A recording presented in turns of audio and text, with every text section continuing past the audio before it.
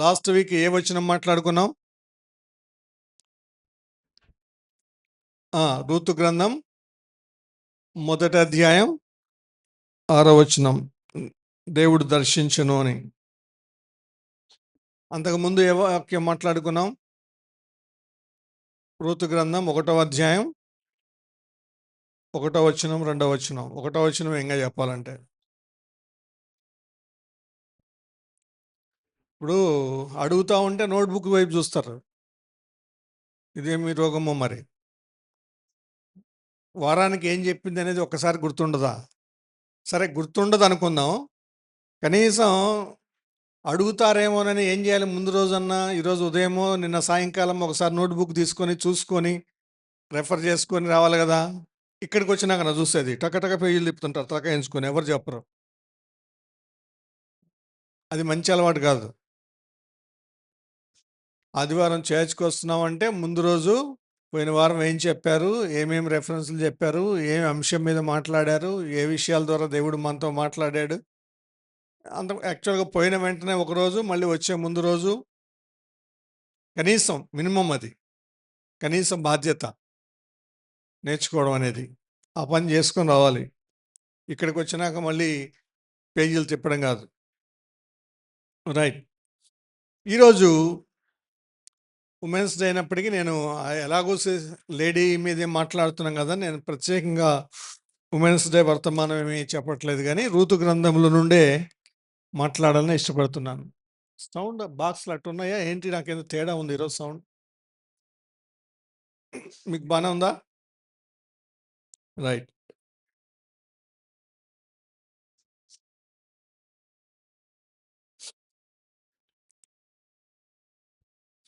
Ruth గ్రంథము మొదటి అధ్యాయం. ఎక్కువ ఏమన్నా ఉంటే తీసేయమ్మా, ఎక్కువ లేకుండా చేయి.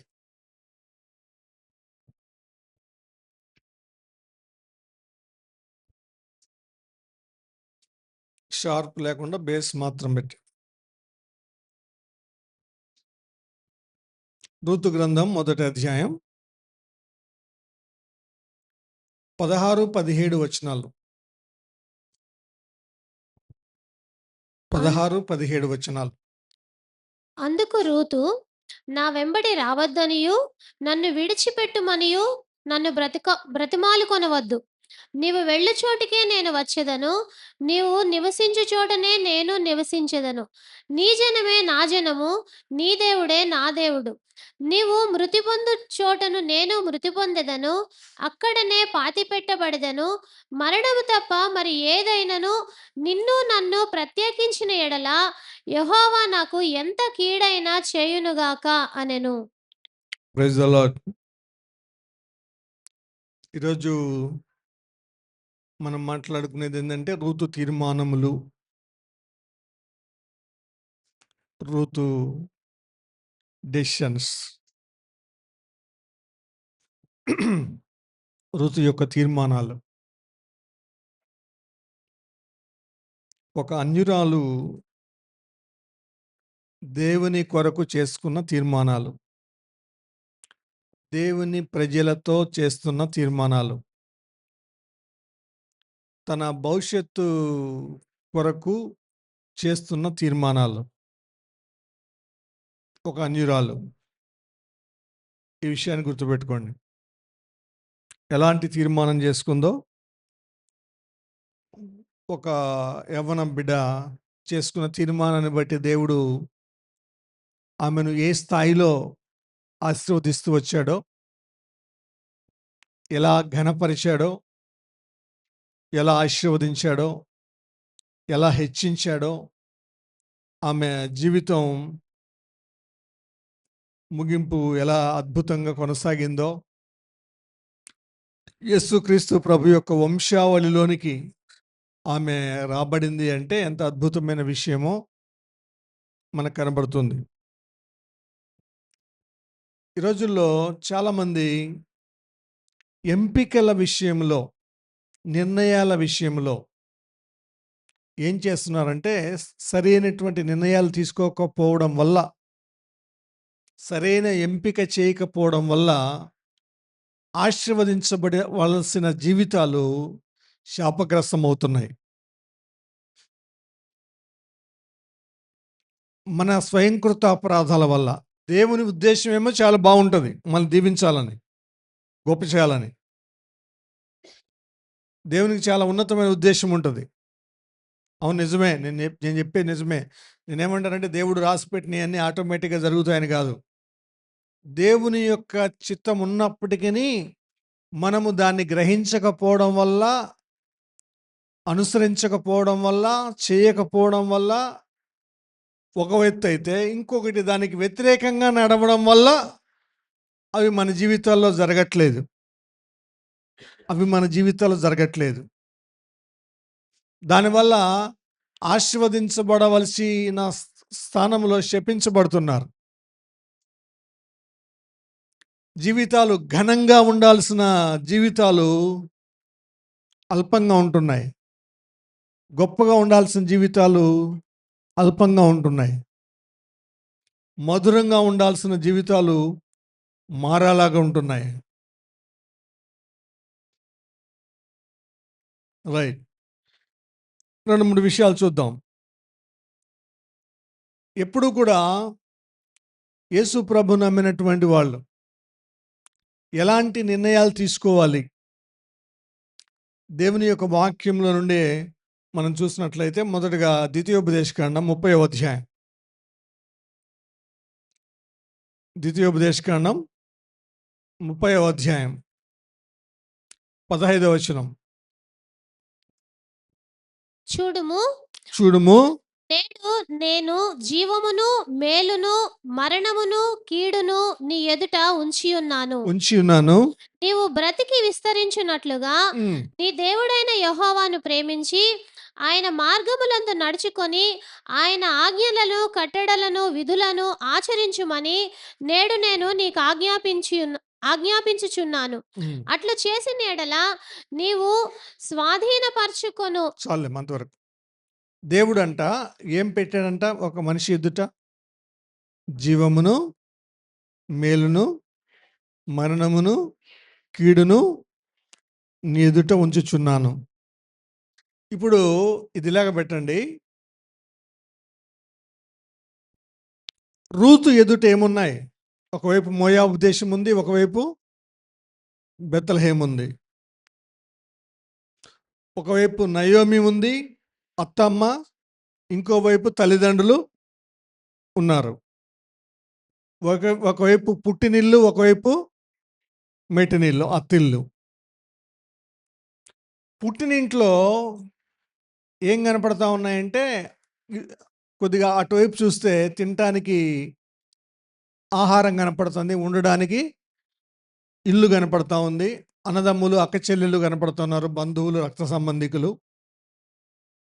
ఏదో ఆశ కనపడతా ఉంది. కొద్దిగా ఇటువైపు పచ్చగా కనపడతా ఉంది. అత్తింటి వైపు నయోమి వైపు చూస్తే 10 ఏళ్ళు అయింది ఆ ఊరు వదిలిపెట్టి వచ్చి. అక్కడికి వెళ్తే వాళ్ళు ఉన్నటువంటి ఇల్లు పాడైపోయిందో బాగుందో తెలీదు. వాళ్ళ పొలము బీడుబడి చెట్లు మొలిసిపోయి ఉంటుందేమో, ఎలా ఉంటుందో తెలీదు. రూతు ఇంట్లో, నయోమి ఇంట్లో మరి ఇంకా ఈ కుటుంబ సభ్యులు ఎవరు లేరు, ప్రేమించేవాళ్ళు. అక్కడికి వెళితే ఆదరించేవాళ్ళు లేరు, పలకరించేవాళ్ళు లేరు, నా అన్నవాళ్ళు లేరు, వెంటనే కౌగిట్లోకి చేర్చుకునేవారు లేరు, ఆతిథ్యం ఇచ్చేవాళ్ళు అంతకంటే లేరు. ఇక్కడ ఎలా కనపడుతుందంటే ఎడారిలా కనపడుతుంది. ఇటువైపు ఏమో పచ్చని తోటలా కనపడతా ఉంది అమ్మగారిల్లు, అత్తగారిల్లేమో ఎడారిలా కనపడతా ఉంది. ఆమె నిర్ణయం చూడండి. అటువంటి టైంలో ఆమె నిర్ణయం తీసుకోవాల్సి వచ్చింది. అటువంటి టైంలో అప్పుడు కానీ అటువంటి టైంలో ఏం నిర్ణయం తీసుకుంటుందో చూడండి. ఎవరైనా ఏ నిర్ణయం తీసుకుంటారు? పచ్చదనాన్ని కోరుకుంటారా, ఎడారి ఎండినటువంటి ఇసుక నీళ్ళను కోరుకుంటారా? కదా! కానీ ఈమె ఏం కోరుకుంటుంది? అక్కడే ద్వితీయోపదేశ ఖండంలోనే చూడండి 30వ అధ్యాయం 19వ వచనం. నేడు జీవమును మరణమును హ్మ్. ఆశీర్వాదమును శాపమును నేను నీ ఎదుటను ఉంచి హ్మ్. భూమి ఆకాశములను మీ మీద సాక్షులుగా పిలుచుచున్నాను. హ్మ్. మీ పితరులైన అబ్రహాము ఇస్సాకు యాకోబులకు హ్మ్. ఆయన ప్రమాణము చేసిన దేశములో మీరు నివసించినట్లు హ్మ్. యెహోవాయే నీ ప్రాణమునకును నీ దీర్ఘాయుషుకును మూలమై ఉన్నాడు. హ్మ్. కాబట్టి నీవును నీ సంతానమును బ్రతుకుచు 19వ వచనం అది. 20వ వచనమండి. హ్మ్. 19 మీరు బ్రతుకున్నట్లు జీవమును కోరుకొనుడి ఎన్నో వచనం? అదే అన్న హ్మ్. 20. హ్మ్. హ్మ్. కాబట్టి నీవును నీ సంతానమును బ్రతుకుచు హ్మ్. నీ ప్రాణమునకు మూలమైన నీ దేవుడైన యెహోవాను ప్రేమించి హ్మ్. ఆయన వాక్యమును విని ఆయనను హత్తుకొనున్నట్లును ఆయనను హత్తుకొన్నట్లును జీవమును కోరుకొనుడి. జీవమును కోరుకొనుడి. Praise the lord. దేవుడిచ్చే సలహా ఇది. దేవుడిచ్చే సలహా. ఏం కోరుకోమంటున్నాడు? ఆయన్ను హత్తుకొని ఆయన ఆజ్ఞలు పాటిస్తూ జీవమును కోరుకొనుడి. ఇప్పుడు 2 విషయాలు మన ఎదుట ఉంచబడినప్పుడు ఎప్పటికే గాని దేవుని సలహా అడగాలి. ఎవరిని అడగాలి? మన శరీరాన్ని కాదు అడగాల్సింది. ఇప్పుడు అవ్వ, ఆదాము ఎదుట 2 ఉన్నాయి. ఏమున్నాయి? మంచి చెడ్డల తెలివిచ్చేటువంటి వృక్ష ఫలము, జీవవృక్ష ఫలము. అపవాది వచ్చి శోధించాడు. ఈ పండు దినమున నీవు చావనే చావవు అని. అప్పుడు ఎవరిని అడగాలి? ఎవరు అవి నాటించింది? ఎవరు తినవద్దని చెప్పింది? దేవుడు తినవద్దన్నాడని చెప్పింది కానీ ఏమడగాలి? అయ్యా ఈయనేందో థర్డ్ పర్సన్ వచ్చాడు ఏం చేయమంటావు అని ఎవరిని అడగాలి? దేవుణ్ణి అడగాలి. అడగలేదు. అపవాది మాట వినింది. తీర్మానం చేసుకుంది తినడానికి. తినింది. భర్తకిచ్చింది. ఏమైంది? శాపం వచ్చింది.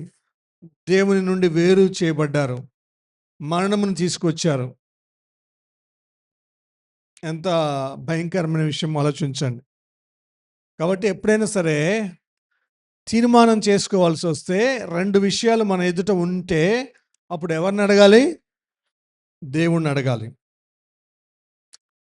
అక్కడ ఎప్పుడు కూడా ఎలా కనిపిస్తాయంటే తాత్కాలికంగానేమో చాలా అద్భుతంగా ఉంటుంది.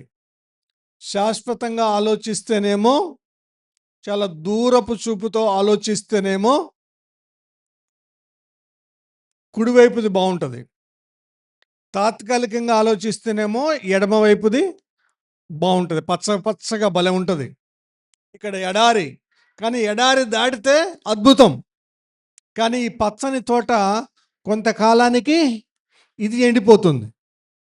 కానీ ఎడారి కొన్ని రోజులు దాటి ప్రయాణం చేస్తే మాత్రం అక్కడొక తోట ఉంటుంది. ఆ తోట జీవితకాలము ఎండిపోదు. అది ఆశీర్వాదకరంగా ఉంటుంది. కాబట్టి బైబిల్ మనం చూస్తాం దృశ్యమైనవి అనిత్యములు, అదృశ్యమైనవి నిత్యములు. ఆ అదృశ్యమైనటువంటి దాని మీద మనస్సు పెట్టగలిగేటువంటి స్థాయిలోనికి రాగలగాలి. ఇది మీకు రెఫరెన్స్ కావాలంటే 2 కొరింథీ 4:17-18 అది చూడండి. 2 కొరింథీ పత్రిక 4వ అధ్యాయం 17-18 వచనాలు చదవండి.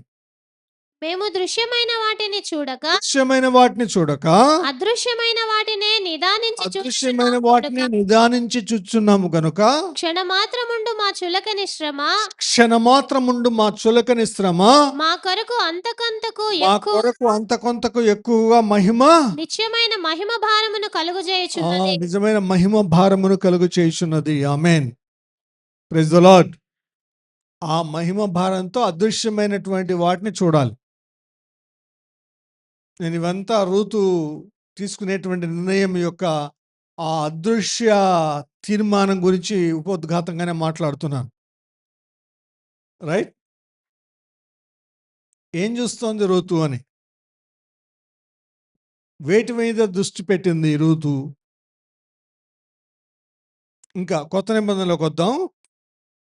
ఫిలిప్పీ పత్రిక 4వ అధ్యాయం. ఫిలిప్పీ పత్రిక 4వ అధ్యాయం 8వ వచనం. మెట్టుకు సహోదరులారా, ఆ! ఏ యోగ్యత అయినను మెప్పైనను ఉండిన ఎడల, హ్మ్. ఏవి సత్యమైనవో, ఏవి మాన్యమైనవో, ఏవి న్యాయమైనవో, ఏవి పవిత్రమైనవో, ఏవి రమ్యమైనవో, ఏవి ఖ్యాతి గలవో, వాటి మీద ధ్యానముంచుకొనుడి. వాటి మీద ధ్యానముంచుకొనుడి. ఇప్పుడు చూడండి వేటి మీద ధ్యానముంచుతున్నాం? మొదటి నుంచి మళ్ళీ చదవమ్మా చిన్నగా. మెట్టుకు సహోదరులారా, ఏ యోగ్యత అయినను ఏ యోగ్యత అయినను మెప్పైనను ఉండిన ఎడల, మెప్పైనను ఉండిన ఎడల, ఏవి సత్యమైనవో, యోగ్యత, మెప్పు అంటే ఇది పరలోకానికి సంబంధించింది. పరలోకానికి సంబంధించిన యోగ్యత, పరలోకములో మధ్య ఆకాశంలో కలగబోయే మెప్పు ఉండిన ఎడల, ఆ! ఏవి సత్యమైనవో, ఏవి సత్యమైనవో ఆలోచించండి. అసత్యమైనవి ఉన్నాయి, సత్యమైనవి ఉన్నాయి. కాబట్టి వేటిని ఎంచుకోవాలి? సత్యమైనవి ఎంచుకోవాలి. ఆ! ఏవి మాన్యమైనవో, మాన్యమైనవి అంటే శ్రేష్టమైనవి, మంచివి. ఆ! ఏవి న్యాయమైనవో, న్యాయమైనవి ఉన్నాయి, అన్యాయమైనవి ఉన్నాయి. ఏమి ఎంచుకోవాలి? న్యాయమైనవి ఎంచుకోవాలి. ఆ! ఏవి పవిత్రమైనవో, అంటే అపరిశుద్ధమైనవి కూడా ఉన్నాయి కదా! ఏవి ఎంచుకోవాలి మరి? 2 మన ఎదుట ఉంచబడినప్పుడు న్యాయమైనవి, పరిశుద్ధమైనవి ఎంచుకోవాలి. ఆ! ఏవి రమ్యమైనవో, రమ్యమైనవి. ఆ! ఏవి ఖ్యాతి గలవో, ఖ్యాతి గలవో. హ్మ్. వాటి మీద ధ్యానముంచుకొనుడి. వాటి మీద ధ్యానముంచుకోవాలి. వీటన్నిటిని బట్టి చూస్తే ఇప్పుడు రూతు తీసుకున్నటువంటి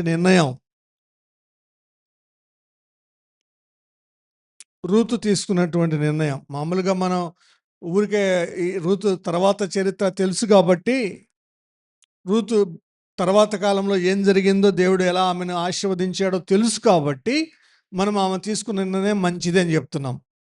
ఒకవేళ రూతు, నయోమి, ఓర్ప ముగ్గురు ప్రయాణమై వస్తూ మార్గ మధ్యంలో ఆ ఊరు పొలిమేరలలోనూ ఎక్కడో ఆగినప్పుడు, ఓర్ప రూతుతో, నయోమి అమ్మ మీరు వెళ్ళండి అని మాట్లాడితే, ఓర్ప ముద్దు పెట్టుకుని వెళ్ళిపోయింది.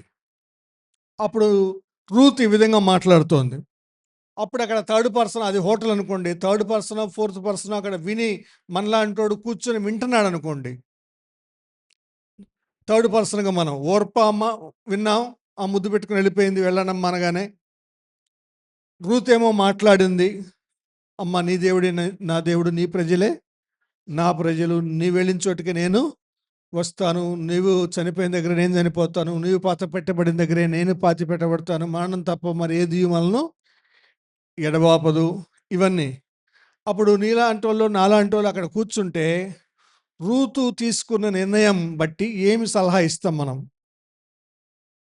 ఇవన్నీ భవిష్యత్తులో జరగబోయే స్టోరీ మనకు తెలియదు. దీవించబడుతుందో తెలీదు, శపించబడుతుందో తెలీదు.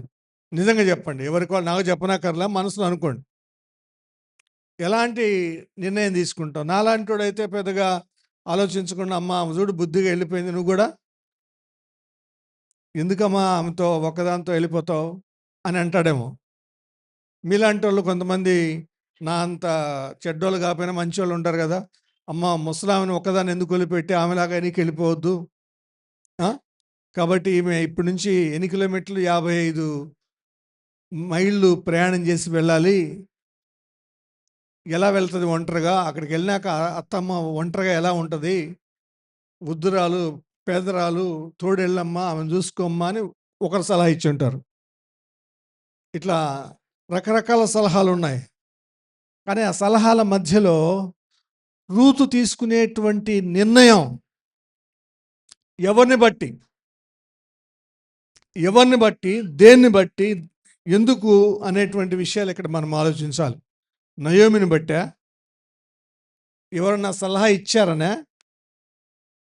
ఒకవేళ కొంతమందికి పుట్టింటోళ్ళకి కొన్ని సెంటిమెంట్స్ ఉంటాయి.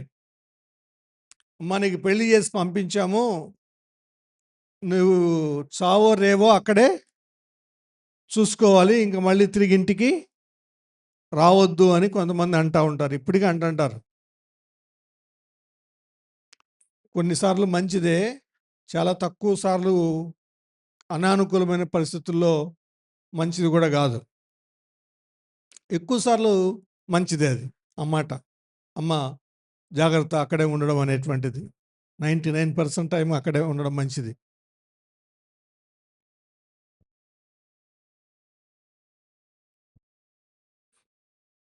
రైట్.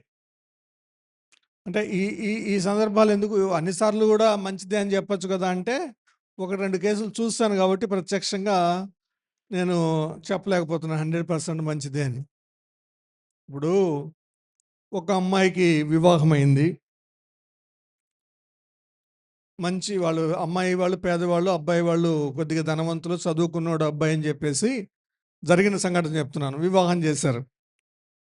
వివాహం చేసిన తర్వాత ఆ అబ్బాయి వివాహానికి పనికిరాడు. కానీ చేసుకున్నాడు.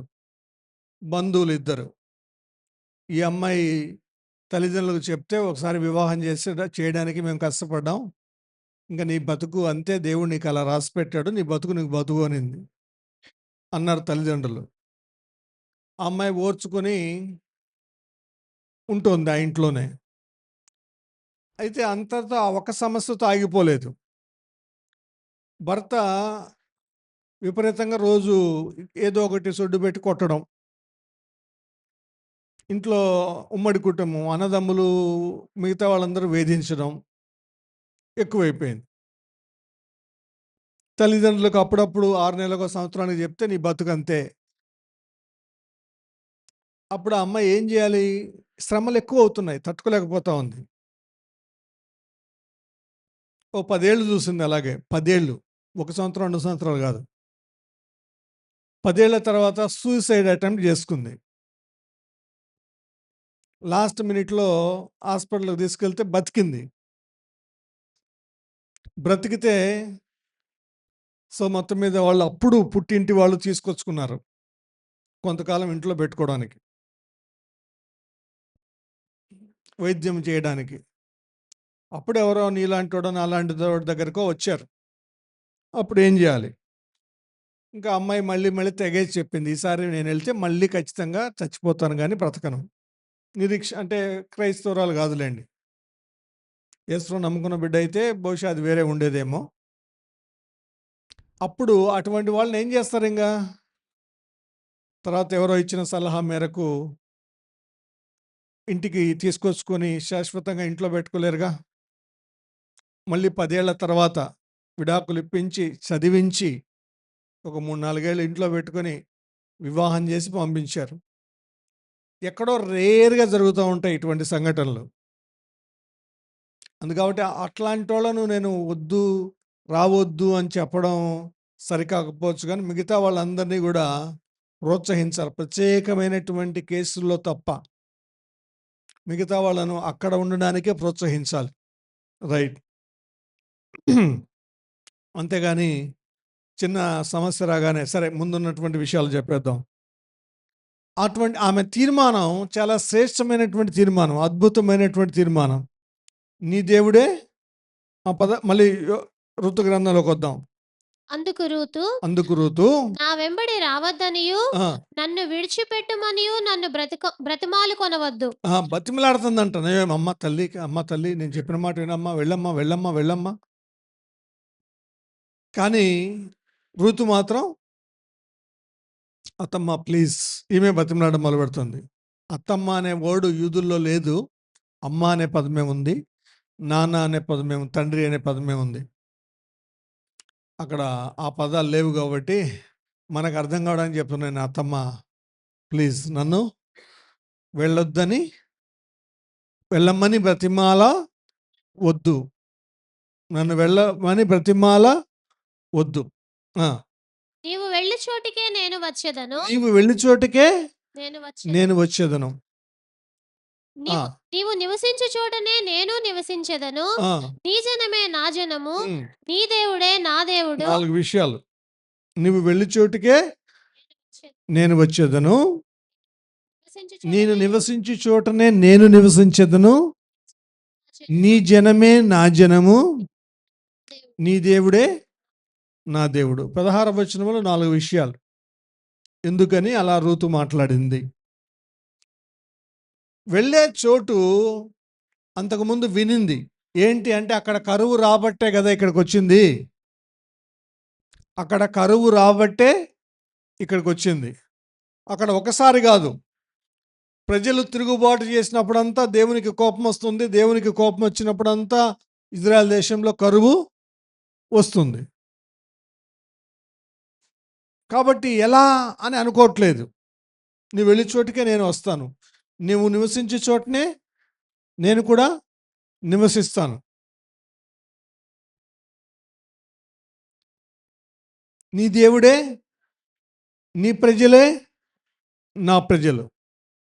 దీని మీద కొద్దిగా మనం ఆలోచన చేసినట్లయితే, భర్త చనిపోయిన తర్వాత చాలామంది తమ అత్తగారి ఇళ్ళను వదిలిపెట్టడానికే ఇష్టపడతారు ఎక్కువ మంది. అయితే మన దేశంలో కొంత పర్వాలేదు. కొంత కొంత అంటున్నాను, అంత అనట్లేదు.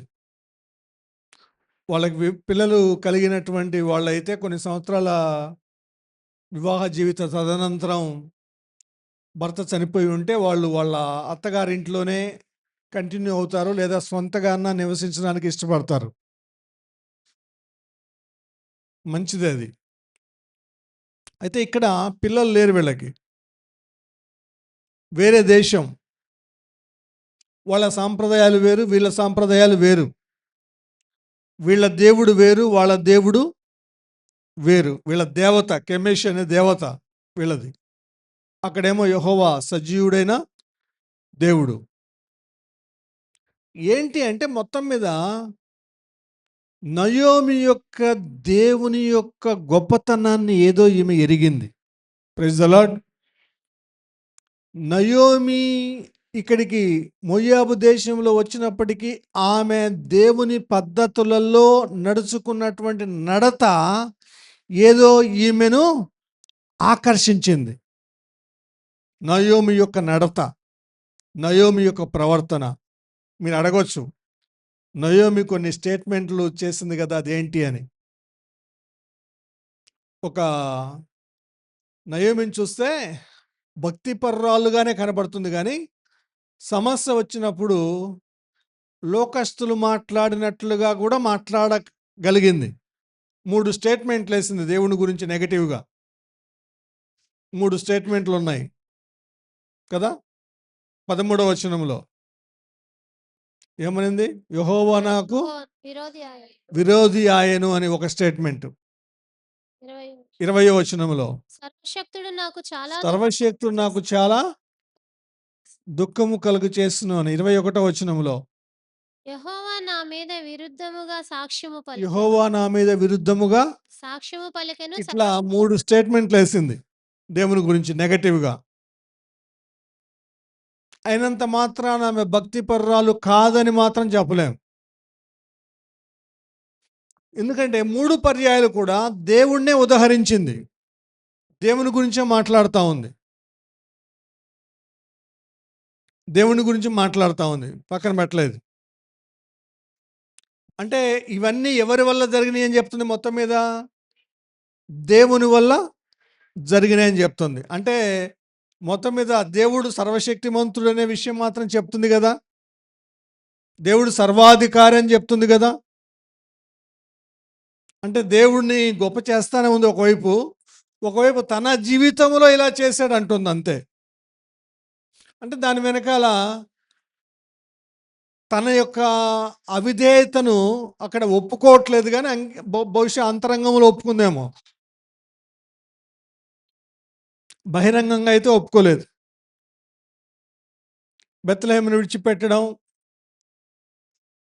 ఆ దేశంలో కరువు వచ్చినప్పుడు బయటికి రావడం ఒక తప్పు అయితే, రెండవది అన్యుల కుటుంబంలో వివాహం చేసుకోవడం, అన్యుల కుటుంబంలో వివాహం చేసుకోవడం. ఇక్కడ మనం ప్రాక్టికల్గా ఒక విషయాన్ని నేర్చుకోవాలి. అందరికీ తెలుసు ఆ విషయం. ఇప్పుడు వివాహాలు వయస్సు వచ్చినప్పుడు సాధారణంగా అందరూ చూసేది ఏంటంటే సేమ్ చదువు, ఉద్యోగం, ఫ్యామిలీ, ఇవే. కానీ మొదట యాక్చువల్గా ఒక క్రైస్తవుడు, ఒక మాటలో చెప్పండి, సింపుల్ పదంలో, క్రైస్తవుడు వివాహానికి ఏం చూడాలి మొదటగా?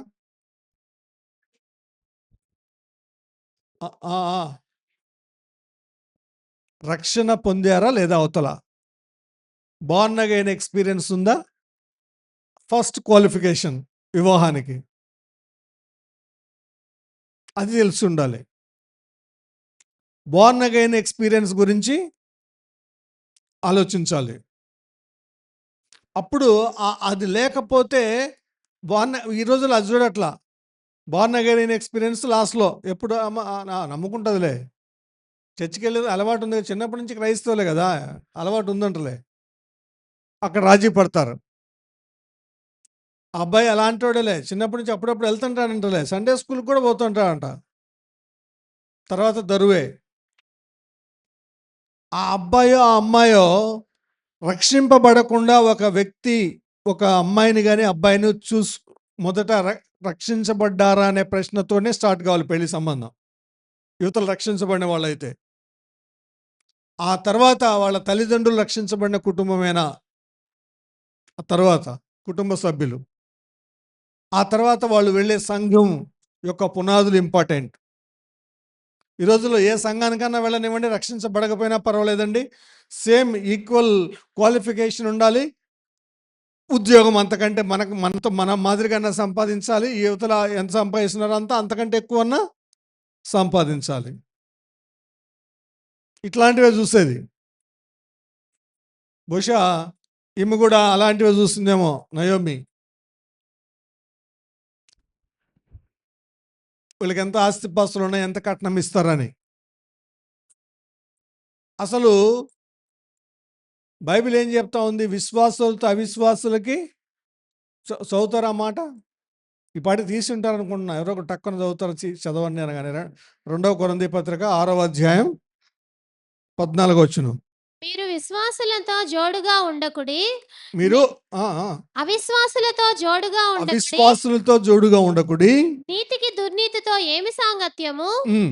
వెలుగునకు చీకటితో ఏమి పొత్తు? క్రీస్తునకు బెలియాలతో ఏమి సంబంధము? అవిశ్వాసితో విశ్వాసికి పాలెక్కడది? అవిశ్వాసితో విశ్వాసికి పాలెక్కడది? నేను ప్రపంచంలో ఎక్కడో 100కో కోటికో ఒకరు అన్యులను వివాహం చేసుకుని ఉంటే వాళ్ళు మారు మనసు పొందిన సందర్భాలు రూతులాగా చాలా రేర్గా కనిపిస్తాయి. రేర్గా వాటిని ఉదాహరణగా చూపించి మీరు ఆ పని చేయకూడదు. కొన్ని చాలా రేర్గా ప్రత్యేకమైన సందర్భాల్లో దేవుడు కృప చూపించి ఉంటే ఉండొచ్చు. కానీ పాస్టర్గా నన్ను వచ్చి కొంతమంది అడిగారు కూడా ప్రత్యక్షంగా. నమ్ముతారులే, మా ఇంటికి వచ్చి మేము మార్చుకుంటాంలే అంటే, నేను చెప్పే ప్రశ్న ఏంటంటే, బైబిల్ ఏం చెప్తుందో అదే నేను చెప్పాలి. వాళ్ళ ఇంట్లో జరిగింది కదా కాబట్టి మా ఇంట్లో కూడా జరుగుతుంది కదా అంటే నేను చెప్పలేను. దేవుడు చెప్పిన మాటే చెప్పాలి. విశ్వాసితో అవిశ్వాసికి పాలెక్కడిది కాబట్టి చేయకూడదు. ఒకవేళ నయోమి ఈ రోజుల్లో బతికుండి మనకు ఫోన్ చేసింది అనుకోండో, ఇరాక్లోనో దుబాయ్లోనో ఉండి ఇక్కడ వాళ్ళని చేసుకుంటారండి, మంచోళ్ళు, మంచి ఫ్యామిలీ, మంచి ముస్లిము, మంచి అరబ్బు అని, అయితే యేసుప్రభు నమ్ముకోలేదు, నమ్ముకుంటారు అని ఫోన్ చేసింది అనుకో, ఏం చెప్పాలి నేను?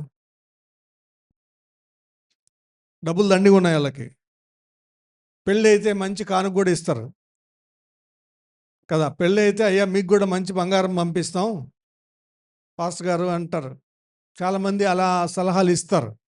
కానీ దేవుని యొక్క వాక్యం తెలిసినటువంటి మనం చెప్పాల్సింది ఏంటంటే, విశ్వాసితో అవిశ్వాసికి పాలెక్కడిది? క్రీస్తుకు వెలియాలకు ఏమి సంబంధం? ఇక్కడ ఒక ప్రాక్టికల్ విషయం తెలిసినా కూడా చేసే పొరపాటు ఎక్కువ మంది చేస్తుంటారు కాబట్టి మళ్ళీ హెచ్చరిస్తున్నాను అంతే. తెలిసినా చేస్తారు, రాజీ పడతారు. తెలిసి కూడా రాజీ పడతారు. యెహోషాపాతుకు తెలియదు ఆహాబుతో వియ్యమందకూడదని. తెలుసు, కానీ ఏం చేశాడు? రాజీ పడ్డాడు. లాస్ట్కి ఏం చేశాడు అంటే, చాలా రాజీ పడి చాలా ఇబ్బంది పడ్డాడు. అందుకే యెహోషాపాతు మీదకి 4 రకాల శత్రువులు వచ్చారు. ఆ స్థితి తెచ్చుకోకూడదు, తెలిసి పొరపాటు చేయడం. రైట్, మళ్ళీ ఇక్కడికి వద్దాం. నీవు నివసించే చోటనే నేను నివసిస్తాను, నీవున్న చోటనే నేను కూడా ఉంటాను. ఏంటి రూతులో అంత బలమైన నిర్ణయానికి గల కారణం ఏంటి? రూతు యొక్క ఒక మాటలో చెప్పండి, మీరు ఎవరైనా చెప్పొచ్చు ఇప్పుడు నోరు తెరచి. రూతు యొక్క బలమైన నిర్ణయానికి గల కారణం ఏంటి అమ్మా? కరెక్టే, చెప్పండి. నయోమిలో ఉన్న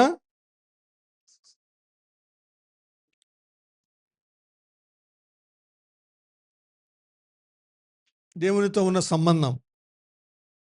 నేను అనుకుంటున్నాను, బహుశా మోయాబు దేశంలో ఉన్నప్పటికీ నయోమి ఏదో ఒక విశ్వాసాన్ని ప్రదర్శిస్తూ వచ్చింది, ఒక నిరీక్షణను కనబరుస్తూ వచ్చింది, ఒక పరిశుద్ధతను విడిచిపెట్టలేదు.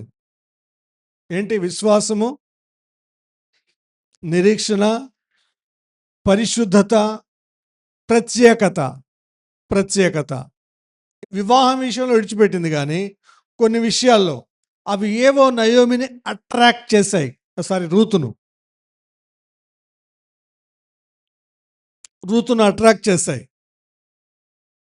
తర్వాత నయోమి తన దేవుని గురించినటువంటి గొప్పతనాన్ని బహుశా తోరా ఏమన్నా తీసుకువెళ్ళి చదివిందేమో. 5 పుస్తకాలు, పంచకాండాలు అప్పటికి ఉన్నాయి కదా. పంచకాండాలు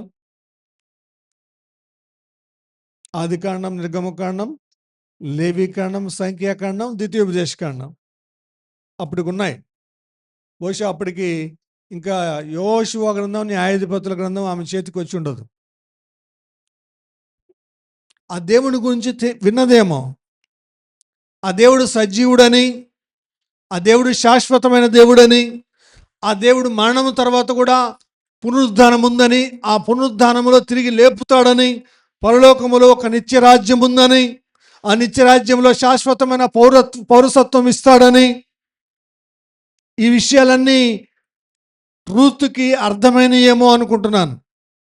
అందుకే నీ దేవుడే నా దేవుడు అనగలిగింది, నీ ప్రజలే నా ప్రజలు అనగలిగింది. మనకు తెలుసు క్రైస్తవుల యొక్క ఘోరమైన విషయం ఏంటంటే, మన చేతుల్లో ఫుల్ బైబిల్ ఉంది ఇప్పుడు. అప్పుడు 5 గ్రంథాలేమున్నాయి వాళ్ళకి అప్పటికి, ఆ కాలానికి. మన చేతుల్లో ఇప్పుడు 66 గ్రంథాలు ఉన్నాయి. భవిష్యత్తు అంతా తెలుసు, కానీ దరిద్రులు నమ్మాల్సినంతగా నమ్మడం లేదు, నిరీక్షించవలసినంతగా నిరీక్షించడం లేదు,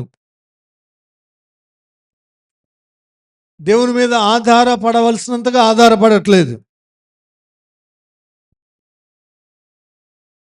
మనకన్నీ ఎక్కువ. ఇప్పుడు ఒక మాట చెప్తాను, ఒక చిన్న ఉదాహరణ. 2 అన్నదమ్ములు, ఏశావు, యాకోబు. ఇదివరకు కూడా చెప్పాను, మళ్ళీ చెప్తాను. వాళ్ళ ఎదురుగా 2 ఉన్నాయి. ఒకటి కూర, 2 జ్యేష్ఠత్వం. ఒకటేమో ఎర్రని కూర, ఇంకోటేమో జ్యేష్ఠత్వం. యాకోబు ఏమో జ్యేష్ఠత్వం కావాలని కోరిక కలిగి ఉన్నాడు. ఎవరి దగ్గర ఉంది అది? ఏశావు దగ్గర ఉంది. ఇప్పుడు ఏశావు ఎదురుగా ఈ 2 పెడితే ఏం కోరుకున్నాడు? ఎర్రని కూరను కోరుకున్నాడు, ఓర్పలాగా. తాత్కాలికమైనటువంటి కడుపు నింపుదల, ఆశీర్వాదం కోరుకున్నాడు, ఈరోజుకు బతుకుతే చాలరా అని. కానీ యాకోబు ఏం చూస్తున్నాడు అంటే, తల్లి గర్భములో ఉన్నప్పుడు నుంచి యాకోబుకు ఒకటే ఏంటి అంటే, ఇప్పుడు ఈ తల్లి గర్భంలోంచి పుట్టబోయేటువంటి వాడి ద్వారా 12 గోత్రాలు రాబోతున్నాయి. ఆ గోత్రాలు ఇంకా భూమి మీదను పరలోకంలోనూ ప్రశంసించబడబోతున్నాయి. వాళ్ళు ఘనపరచబడబోతున్నారు, వారిని దేవుడు హెచ్చించబోతున్నాడు. వారు నా గర్భఫలంలో నుండి రావాలి, వారిలో జ్యేష్ఠత్వపు ఆ యొక్క ఆశీర్వాదాన్ని నేను పొందాలి అని, జ్యేష్ఠత్వపు ఆశీర్వాదాన్ని పొందాలి అని. దూరపు చూపు. ఇప్పుడు ఋతుకు కూడా దూరపు చూపు, దూరపు చూపు, అదృశ్యమైన దాని మీద దృష్టి పెట్టడం, అదృశ్యమైన దాని మీద దృష్టి పెట్టడం, ఆ స్థితిలోకి రాగలగాలి. అందుకే నీ దేవుడే నా దేవుడు, నీవు ఎక్కడ పాతి పెట్టబడితే నేను అక్కడ 17వ వచనంలో అక్కడ పాతి పెట్టబడతాను. ఎందుకంటే వాళ్ళకి ఒక నిరీక్షణ ఉంది. బహుశా ఎలిమెలేకు మరియు మహులోను కిలియోను వాళ్ళు చనిపోయినప్పుడు, వారికి సమాధులు చేయబడినప్పుడు ఎవరు సమాధి చేసి ఉంటారో మరి. కానీ అప్పుడు నయోమి చెప్పుంటుంది, వీళ్ళను మొయాబు పద్ధతిలో చేయొద్దు, వీళ్ళను అంత్యక్రియలు మా పద్ధతిలో చేయండి. ఎందుకంటే మా దేవుడు ఒక దినంన మళ్ళీ వీళ్ళను తిరిగి లేపుతాడు, పునరుద్ధానం ఉంది మాకు. కాబట్టి ఆ విషయాలన్నీ విన్నటువంటి రూతు పునరుద్ధానపు నిరీక్షణ కలిగి ఉంది. పునరుద్ధానపు నిరీక్షణ కలిగి ఉంది. ఈ రోజుల్లో మనకు లేదు, అది సరిగా లేదు. ఉన్నా కూడా కొంతమందికే ఉంటుంది, రైట్? ఆ స్థితిలోకి రాకూడదని నేను చెప్తున్నాను. ఆ పునరుద్ధానపు నిరీక్షణ కలిగి ఉండాలి. పునరుద్ధానపు నిరీక్షణ. ఇక్కడ ప్రాక్టికల్ పాయింట్స్గా కొన్ని 1, 2, 3 విషయాలు రూతు విషయాల్లోనికి వచ్చినట్లయితే, ఆ రోజుల్లో ఈ రోజుల్లో అదేమో కానీ ఏ రోజుల్లో అయినా నిష్కారణమైనటువంటి శత్రువులు, అంటే కొన్నిసార్లు కారణం లేకుండా కూడా శత్రుత్వం ఉండేది అత్త కోడల మధ్యలో. ఎవరి మధ్యలో? నిజమా కాదా? కారణాలు లేకుండా కేవలం అత్త అయినందుకు కోడలకి అత్త మీద కోపం ఉంటుంది, కేవలం ఆ కోడలైనందుకు కోడల మీద అత్తకి ఉంటుంది. ఎందుకంటే ఎక్కడో ఇప్పుడు కొంతమంది ఈ మెడికోస్ ఉంటే, లేదా ఇంజనీరింగ్ స్టూడెంట్స్ ఉంటే, లేదా కొన్ని కాలేజీలో స్టూడెంట్స్ ఉంటే, నేను ఇట్లా చెప్తున్నాను, ఏమనుకోవద్దండి, నిజంగా జరుగుతూ ఉంటుంది, వాళ్ళకి తెలుసు ఆ ఎక్స్పీరియన్స్. ఈ ప్రొఫెసర్స్ అయినటువంటి వాళ్ళు పీజీ స్టూడెంట్స్ని ఎంత ఏడిపిస్తారు తెలుసు వాళ్ళకి బాగా. వాళ్ళు ఎందుకు ఏడిపిస్తారంటే మా ప్రొఫెసర్స్ మమ్మల్ని ఏడిపించారు కాబట్టి అని. మళ్ళీ వీళ్ళు ఇంత సఫర్ అయినటువంటి వాళ్ళు, వీళ్ళు ప్రొఫెసర్ స్థాయికి వచ్చినాక వీళ్ళన్నా మానుకుంటారంటే వీళ్ళే తక్కువ తినరు. వీళ్ళు మళ్ళీ వాళ్ళ జూనియర్స్ని మళ్ళీ ఏడిపిస్తారు. అట్లే ప్రతి అత్త అట్లే అనుకుంటుంది, మా అత్త నన్ను ఏడిపించలేదా సూటిపోటి మాట్లాడి, కాబట్టి నేను కూడా నా కోడల్ని సూటిపోటి మాటలు మాట్లాడాలి. అయ్యో, నా అత్త అంటే ఏదో తెలియక ఆ కాలంలో అనిందిలే, నేనన్నా బాగుండాలి అనుకునే వాళ్ళు ఉండరు అని నేను చెప్పను, కానీ తక్కువ మంది. ఈ సంబంధాలు అత్త కోడళ్ళ మధ్యలో, ఎలాగో ఉమెన్స్ డే కాబట్టి జ్ఞాపకం చేస్తున్నాను, చాలా జాగ్రత్తగా బైబిల్ని చదివినటువంటి వాళ్ళన్నా సరే, బైబిల్ని చదివినటువంటి వాళ్ళైనా సరే, చాలా జాగ్రత్తగా సంబంధాలు కలిగి ఉండాలి. ప్రతి అత్తను, అటు పురుషుని యొక్క తల్లినే కాదు, అటు స్త్రీ యొక్క తల్లిని కూడా పురుషుడు ఏం చేయాలంటే అమ్మలాగా చూడాలి. అలాగే స్త్రీ యొక్క తల్లిని కూడా పురుషుడు అమ్మలాగా చూసినప్పుడు, పురుషుని యొక్క తల్లిని కూడా స్త్రీ ఎలా చూడాలి? అమ్మలానే చూడాలి. ఆమె ఏమనింది? నా కుమారి అంటోంది, నా కుమారి అంటోంది. ఆ అనుభవంలోనికి రాగలగాలి. ఆ సంబంధానికి మాటల చేతనే కాదు, కొంతమంది మాటలు కూడా సూటిపోటి మాటలు ఉంటాయి. కొంతమంది అత్త అని నోరు తెరిచి మాట్లాడడానికి కూడా ఎందుకు ఇష్టపడరు, పిలవడానికి కూడా. ఆ స్థితిలోకి రాకూడదు. గౌరవాన్ని పెంచుకోవాలి. బైబిల్ చెప్తా ఉంది, మోసపోకుడి, మనుష్యుడు ఏం విత్తనం విత్తునో అదే పంట కోయును.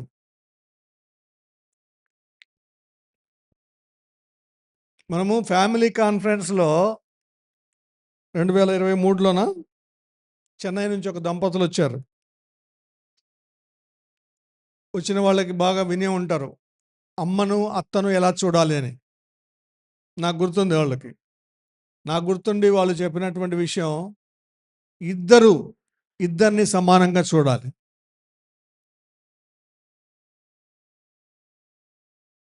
వారి అవసరాలు ఎరిగి ముందుగానే వారి అవసరాలు తీర్చేవారుగా ఉండాలి. కొంతమంది యవనస్తులు ఫ్యామిలీ కాన్ఫరెన్సెస్‌లో అడిగేటువంటి ప్రశ్న ఏందంటే, పెళ్ళైన వెంటనే పురుషుడు తన తల్లిని, తండ్రిని విడిచి భార్యను హత్తుకొనును గదా! ఇంక అయిపోయింది గదా అని. లీవింగ్ ఉందన్న చోటే క్లీవింగ్ గూడా ఉంది. తల్లిదండ్రులను ఏ విషయంలో విడిచిపెట్టమంటున్నాడు అంటే, వాళ్ళ మీద నీ గురించినటువంటి బాధ్యతను విడిచిపెట్టమంటున్నాడు. నీవు వాళ్ళ మీద ఉండవలసిన బాధ్యతను గాదు. నీ మీద వాళ్ళకున్నటువంటి బాధ్యతను.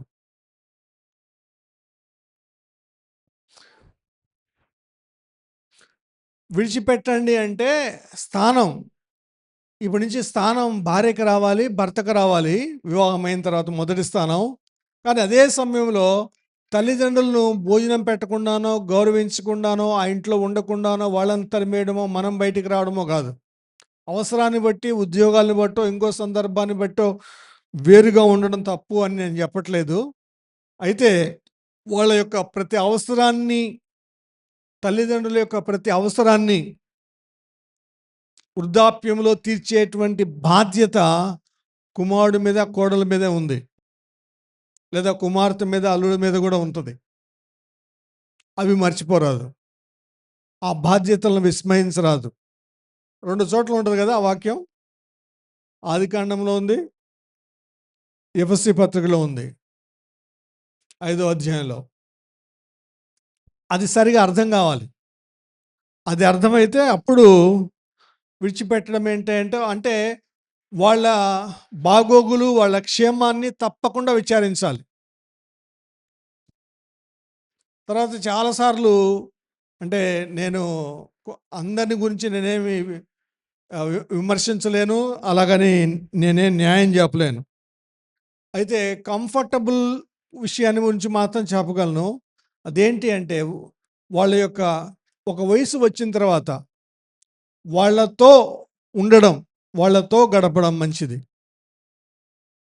వాళ్ళతో కలిసి జీవించడం, వాళ్ళని కూడా పక్కన పెట్టుకొని. అది వాళ్ళకి సంతోషాన్ని ఇస్తుంది, వాళ్ళకి ఆహ్లాదాన్ని ఇస్తుంది, ఒంటరిగా విడిచిపెట్టకుండా. ఆ విషయంలో వీలైనంత వరకు ప్రతి తల్లిదండ్రి జాగ్రత్త తీసుకోవాలి. అంటే ప్రతి కుమారుడు, కుమార్తె కూడా, లేదంటే ప్రతి కొడుకు, కోడలు కూడా. రైట్. నీ ప్రజలే నా ప్రజలు. అంటే మాట్లాడుకుంటే, లోక విషయాలు మాట్లాడుకుంటే చాలా ఉంటాయి. ఇప్పుడు నేను ఒక ఫ్యామిలీని ఎరుగుదును. పెళ్ళైనాక విపరీతమైన కొట్లాడుకుంటూ ఉంటారు. అయితే వాళ్ళు లాస్ట్‌కి వాళ్ళ కొట్లాటలు మధ్యలో పెద్ద మనుషులు తీర్మానం చేసుకున్నారు. అంటే పంచాయతీ చేసి చెప్పిందేందంటే, ఆమె ఏం చేస్తుందంటే పుట్టింటోళ్ళని మాత్రం ఇంట్లోకి రానిస్తుంది. అత్త వాళ్ళని ఎవరిని ఇంటికి, అత్తగారి బంధువులను ఎవరిని ఇంటికి రానివ్వదంట. అది కంప్లెయింట్. ఆయన మొత్తుకుంటాడు, ఏడుస్తాడు, బాధపడతాడు. లేకుంటే భార్యను పెట్టాలి. వదిలిపెట్టలేడు. లాస్ట్‌కి వీళ్ళ పెద్ద మనుషులు, వాళ్ళ పెద్ద మనుషులు కలిసి చెప్పిందేందంటే, వస్తే ఇద్దరు రావాలి. ఇద్దరు రావడానికి నేను ఒప్పుకోనంది. అయితే ఇద్దరు రాకూడదు. ఏం చేయాలంటే, వాళ్ళు అప్‌స్టైర్‌లో ఉంటారు. కింద నుంచి కేకేయాలి ఎవరు పోయినా. వాళ్ళు ఎవరి బంధువులైతే వాళ్ళు కిందకి దిగెళ్ళి ఎదురుగా పార్క్‌లో కూర్చొని మాట్లాడి మళ్ళీ వచ్చేయాలి. వీళ్ళ బంధువులు రాకూడదు. మరి ఈ మధ్య వాళ్ళ అబ్బాయి, అమ్మాయి రిటైర్ అయ్యాడు ఆయన. వాళ్ళ అబ్బాయి, అమ్మాయిది పెళ్ళయింది. మరి బంధువుల సంగతి ఏం చేశారో తెలీదు. వాళ్ళు అట్లా ఉన్నప్పుడు తెలుసు నాకు. ఆయన చాలా మంచోడు. ఆయన బయటకు వచ్చినప్పుడు చాలా సరదాగా ఉండేవాడు. మేము అన్న, అన్న అని పిలిచేవాళ్ళం. వాళ్ళ ఇంట్లో జరిగిన ప్రాక్టికల్ విషయం చెప్తున్నాను. ఆ స్థితికి రాకూడదు. ఇద్దరిని సమానంగా ఇద్దరు చూడగలిగేటువంటి అనుభవంలోనికి రాగలగాలి. 2 పక్కల వాళ్ళని సమానంగా ఇద్దరు పురుషుడు అనే కాదు, స్త్రీ అనే కాదు. అందుకే నీ ప్రజలే నా ప్రజలు. ఆ మాట రూతే కాదు అనడం, ఆ తర్వాత కాలంలో బోయేజు కూడా అనాలి. అంటే భర్త కూడా అనాలి ఆ మాట. నీ ప్రజలే నాకు కూడా ప్రజలు, నాకు కూడా బంధువులు, నీ బంధువులు నా బంధువులు కూడా, నా బంధువులు నీ బంధువులు కూడా. ఆ అనుభవంలోనికి రాగల కొంతమంది చాలా బాగున్నట్లుగా మందిరాల్లో వచ్చినప్పుడు కనపడుతూ ఉంటారు, కానీ అటు స్త్రీలైనా ఇటు పురుషులైనా ఇద్దరిని అంటున్నాను, ఇంటర్నల్గా చాలా పీడిస్తూ ఉంటారు, అవతలని చాలా బాధ పెడతా ఉంటారు. నేనేమంటానంటే అప్పుడు బాధ పెట్టేది నీ భర్తను కాదు, దేవుణ్ణి బాధ పెడుతున్నావు. నీ భార్యను కాదు నువ్వు బాధ పెట్టేది, దేవుణ్ణి బాధ పెడుతున్నావు సక్రమంగా ప్రవర్తించకుండా. నీ భర్త నీ భార్య కాదు నొచ్చుకునేది, దేవుడు నొచ్చుకుంటున్నాడు, హృదయంలో నొప్పి తీసుకుంటున్నాడు నీ ప్రవర్తన వల్ల. కాబట్టి నీ ప్రవర్తన జాగ్రత్త, దేవుడు చూస్తున్నాడు ఎలా ఉందో నీ ప్రవర్తన అని. అలాగుండాలి, ఆ స్థితిలోకి రాగలగాలి. చూడండి, ఈమె ప్రవర్తన ఎలా ఉన్నతమైంది అని బోయేజు తర్వాత వివాహం కాకముందే ఆమెను గురించి మెచ్చుకుంటున్నాడు. పక్క అధ్యాయంలోకి రండి, 2వ అధ్యాయం 11-12 వచనాలు. నీవు నీ తల్లిదండ్రులను నీ జన్మభూమిని విడిచి ఇంతకు ముందు నీవు ఎరుగని జనమునొద్దకు వచ్చితివి. ఎవరంటున్నారు ఈ మాట?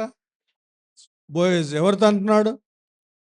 రూతు అంటున్నాడు. నీవు నీ తల్లిదండ్రులను జన్మభూమిని విడిచి ఇంతకు ముందు నీవు ఎరుగని జనమునొద్దకు వచ్చితివి. ఇంతకు ముందు నీవు ఎరుగని జనము యొద్దకు వచ్చితివి. కానీ ఎరుగలేదు, కానీ ఆమె వినింది.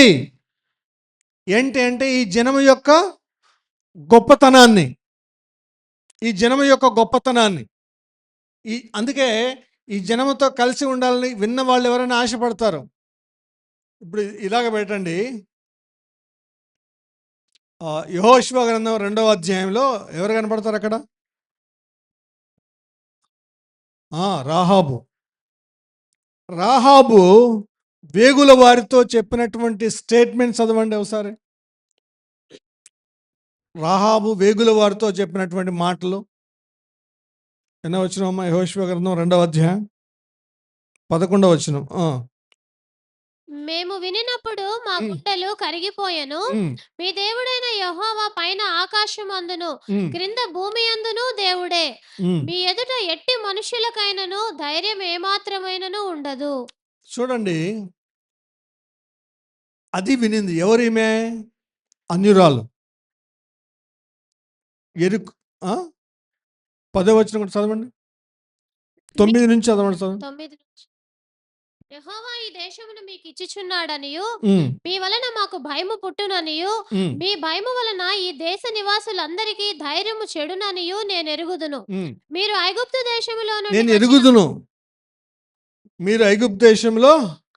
దేశములో నుండి వచ్చినప్పుడు మీ ఎదుట యెహోవా ఎర్ర సముద్రపు నీరును ఎలాగూ ఆరిపోజేసెనో యొర్దాను తీరమునున్న అమోరీయుల ఇద్దరు రాజులైన సీహోనునకు ఓగునకు మీరేమి చేసితిరో, అనగా మీరు వారిని ఎలాగూ నిర్మూలము చేసితిరో ఆ సంగతి మేము వింటిమి. అంటే చుట్టుపక్కల దేశాల్లో ఇశ్రాయేలు దేవుడి గురించి విన్నారు, తెలుసు.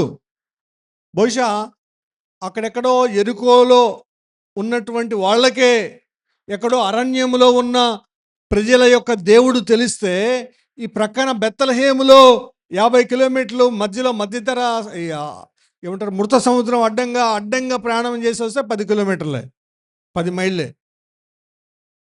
కానీ చుట్టూరు తిరిగి వస్తే 55 మైళ్ళు. మధ్యలో రావడానికి లేదులేండి, మృత సముద్రం మీద రావడానికి, ప్రయాణం చేయడానికి లేదు. అంత దగ్గర విషయాలు తెలియవా దేవుని గురించి? తెలుసు ఈమెకి. అందుకే ఆ దేవుణ్ణి కోరుకుంది, ఆ ప్రజలను కోరుకుంది. మరణము తప్ప మరి ఏదైనాను నిన్ను నన్ను ప్రత్యేకించిన ఎడల యెహోవా నాకు ఎంత కీడైనా చేయునుగాక అనెను. Praise the lord. ఇక్కడ మళ్ళీ 11-12 వచనాలు, రూతులో 2:11-12. యెహోషువ గారు రూతు 2వ అధ్యాయం 11-12. తల్లిదండ్రులను నీ జన్మభూమిని విడిచి హ్మ్. ఇంతకు ముందు నీవు ఎరుగని జనమునొద్దకు వచ్చితివి. హ్మ్. యెహోవా నీవు చేసిన దానికి ప్రతిఫలమిచ్చును. యెహోవా నీవు చేసిన దానికి ప్రతిఫలమిచ్చు. ప్రతిఫలం ఇచ్చును. ఆమేన్. Praise the lord. ఇశ్రాయేలీల దేవుడైన యెహోవా రెక్కల కింద సురక్షితముగా నుండునట్లు హ్మ్. నీవు వచ్చితివి. నీవు వచ్చితివి. ఆమేన్. ఆమేన్. చూడండి, దేవుణ్ణి నమ్ముకోవడానికి దేవుని కృప అవసరం. వింటూ వింటూ వింటూ ఉంటే విశ్వాసం కలుగుతుంది. వినుట క్రీస్తుని గురించిన మాటల వల్ల కలుగుతుంది. ఆమేన్. నేను ఇప్పుడు ఒక చిన్న మాట ఉదాహరణ చెప్తాను. మా అమ్మ ఇక్కడ ఉంది కదా, యేసుప్రభుని నమ్ముకుంది. 97వ సంవత్సరం నవంబర్లో, నేను 94 నవంబర్లో ప్రభుని నమ్ముకున్నాను. 97 నవంబర్లో, 95 ఏప్రిల్లో మా నాన్న చనిపోయాడు. సరే, అప్పుడు ఒక సంఘటన జరిగింది. 97 నవంబర్లో మా తమ్ముడికి, ఇప్పుడున్న సురేష్కే యాక్సిడెంటే, 2 కాళ్ళు విరిగినాయి. విశ్వవాణి మీటింగ్ జరుగుతున్నాయి అప్పుడు ఎస్పీజీ గ్రౌండ్లో. విశ్వవాణి మీటింగ్స్ అయిపోయిన తర్వాత నేను వెళ్ళే చర్చి పాస్టర్ గారి ఇంటికి వెళ్ళాను. వాళ్ళకి ల్యాండ్ లైన్ ఫోన్ ఉంది. ఆ ఫోన్కి మా ఫ్రెండ్ ఫోన్ చేసి చెప్పారు, ఇట్లా మీ తమ్ముడికి యాక్సిడెంట్ అయింది అని, రాత్రి లేట్ అవర్స్లో. అప్పట్లో ఇంకా సెల్ ఫోన్ లేవు. మళ్ళీ ఒక ఒక 20 నిమిషాలకు ఫోన్ చేసి, ఇంకా చనిపోతాడులే, తీసుకొస్తాము, ఇంక రావడం ఎందుకులే అన్నారు. ఏం చేయాలో అర్థం కాక అట్లా ఉంటే, మళ్ళీ ఇంకొక 20 నిమిషాలకు ఫోన్ చేసి, లేదు హాస్పిటల్లో జాయిన్ చేసాం, బయలుదేరలే, చూద్దాం అన్నారు. బయలుదేరా. నేను ఒక్కడే బయలుదేరాను. అప్పుడు ఊర్లో కూడా ఫోన్ లేదు, మా అమ్మకు కూడా తెలియదు. అక్కడ ఊర్లో అంతటికి ఒక ఫోన్ ఉంటుంది. ఆ ఫోన్ అప్పుడు ఎవరు ఎత్తారు ఆ టైంలో. పంచాయతీ ఆఫీస్లో ఫోన్ ఉంటుంది అనమాట, పాలకేంద్రంలో. సరే, ఎవరికో చేసి చెప్పినట్టున్నాను. నేను ఒక్కడే బయలుదేరాను. బస్సులో లాస్ట్ సీట్ దొరికింది. మొత్తం మీద కష్టపడి సికింద్రాబాద్ గాంధీ హాస్పిటల్ అని చెప్తే అక్కడికి వెళ్తే, పొద్దున్నే 2 చేతులకు, ఒక చేతికి సెలైన్ బాటిల్, ఒక చేతికి బ్లడ్ బాటిల్ పెట్టున్నారు. బ్లడ్ ఎక్కుతా ఉంది. తర్వాత అక్కడున్న స్టాఫ్ని, నర్సింగ్ స్టాఫ్ని అడిగితే, బాబు చెప్పలేము, డాక్టర్స్ వస్తే కానీ చెప్పలేరన్నారు. డాక్టర్స్ వచ్చారు ఉదయం 9కి. రౌండ్స్ అయిపోయినాక, చెప్పలేం బాబు, అబ్జర్వేషన్లో పెడదాం, 3-4 రోజులు ఉంటే కానీ కండిషన్ చెప్పలేమన్నారు. అప్పుడు పగలు గాంధీ హాస్పిటల్